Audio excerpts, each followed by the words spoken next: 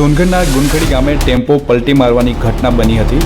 સોનગઢ તાલુકાના ગુનખડી ગામના 10 જેટલા લોકો તારીખ 15મી એપ્રિલના રોજ મોડી સાંજે સામાજિક પ્રસંગમાં હાજરી આપવા માટે ટેમ્પોમાં જઈ રહ્યા હતા। તે દરમિયાન ગુનખડી ગામે ગોડાઉન ફળિયામાં આવેલ ગરનાળા પાસે ટેમ્પોના ચાલકે સ્ટીયરિંગ પરનો કાબુ ગુમાવતા મુસાફરો ભરેલો ટેમ્પો પલટી ખાઈ ગયો હતો।